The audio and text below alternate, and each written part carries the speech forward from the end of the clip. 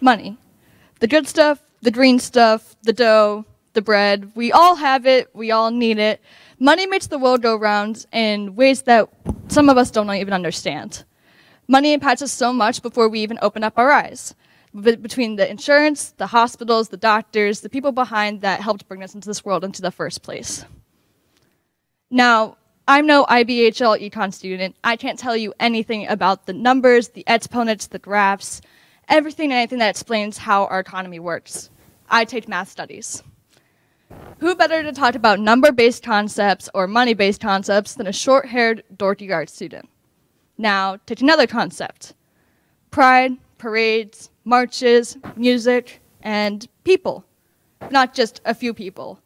Lots of loud, crazy people. Sounds way more my territory and my area. Now take one more concept. I know that I'm throwing a lot of concepts at you, but just stay with me. $835 billion. It's currently in my bank account right now, or my community's bank account.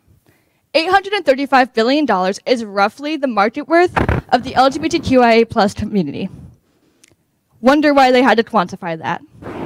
Anyways, $835 billion is roughly the market worth of the 11% of Americans who identify as LGBT+, or are recorded to be identified as LGBT+, not including the millions upon millions of teenagers, kids, and questioning adults that aren't included within that number.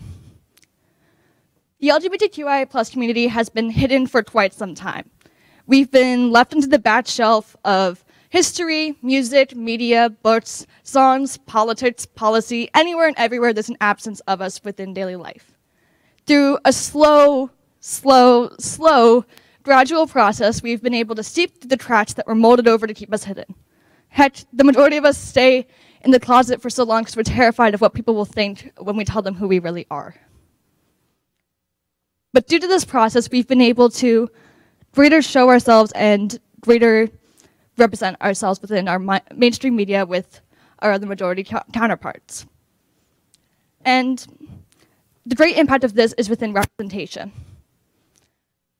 And throughout our representation, there is a significant spike within the month of June, LGBTQIA+ Pride Month, or my favorite month. 6 months from now, there's a significant spike in representation for people who look like me and act like me. But in one area in particular, within advertising. Within advertising, you can see rainbows and queer representation on billboards, commercials, and newspaper ads if anyone still reads them. These advertisements, while a step closer, also access a market value of $835 billion. This representation that comes specifically within advertising isn't just within the advertising, and it's the root of a deeper problem between LGBT+ representation within mainstream media, books, and history. Out of the 109 movies that were published in 2017, only 12% of them had LGBT+ characters within them. And of that 12%, 83% of that 12% was the same white gay male, ignoring a huge part of the community that is women, people of color, people of different genders and sexualities. While representation is improving, it's still quiet and put into the back. Not just within advertising during the month of June, but also during the entire year within mainstream media, LGBT+ people are hidden within the back shelf, such as the term queerbaiting, which is used to describe modern media that hints or insinuates at the possibility of LGBT+ tropes or characters. It's like being given a sundae, but you can't eat it, you can't look at it, you can only think about maybe the cherry on top. But don't tell your friends that you're thinking about that, because then you'll be mocked for trying to make everything about you. The 11 million people in the US currently, well, 11 million adults currently, who identify as LGBT+ deserve more than just representation once a month or the insinuation of maybe being represented within mainstream media. Personally, my first experience with LGBT+ representation was here. Well, not here, because of here. My freshman year at STEM, I was given my first ever personal laptop. not the giant desktop where everyone can see what you're doing in the middle of my living room, but my own personal connection to the internet and the World Wide Web.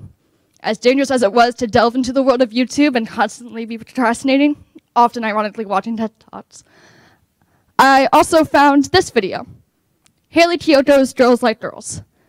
You may recognize the name because Haley Kiyoutou starred in the Disney Channel classic, Lemonade Mouth. But of course, after seeing this video of something that represented who I was, I delved into it. I watched this video over and over and over again. And I researched who she was, how she's changed, and later saw her in concert. And other LGBT+ youth also thrive on this content. Legitimate representation that's available for all on the internet. With over 1 billion views, and rising. This photo was taken 2 months ago, and now it's surpassed that. The reason why this representation for young, questioning adolescents and teenagers and kids is so important is because of the following number, the 63.3%.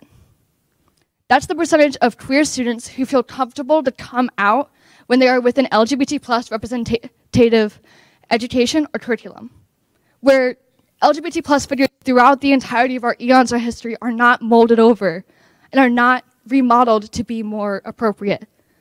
They're shown and they're discussed and they're included. The 63.3% is so crucial because then they feel safe to come out to teachers, students, peers, and professors.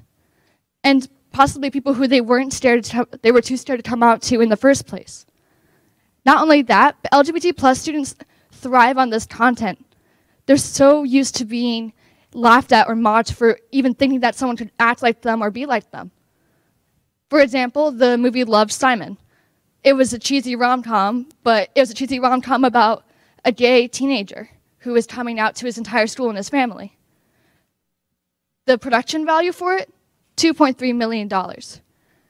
The box office value of it, $10.3 million, while only being in the theaters for a week because it was cut short due to the unpopularity of its content. This is why this content matters, and why LGBTQIA+ people must be included within movies, books, music, politics, and policy where we're represented. Currently within politics, out of the Senate and the Representative House, only 1% of LGBT+ people are represented out of the 11%. And it's why they're so important to be shown for quiet, sheltered kids, or for kids who are loud and proud anyways, to feel comfortable and accepted, and not just tolerated, but fully within mainstream and fully accepted. Personally, I hope to create this at my school with the DSA. As introduced by the MCs, I am co-president of the Gender-Sexuality-Alliance here at STEM, and we do great activities throughout to encourage students to feel comfortable within their own skin, from just coloring books to discussion, talking about current events. And additionally, within the stairwell, we hung up notes of encouragement to other students and other LGBT+ students within our grade. The 63.3% of students who feel comfortable within an environment needs to rise, and needs to continue to rise until students can feel comfortable to come out no matter what education they have and no matter where they are. Thank you.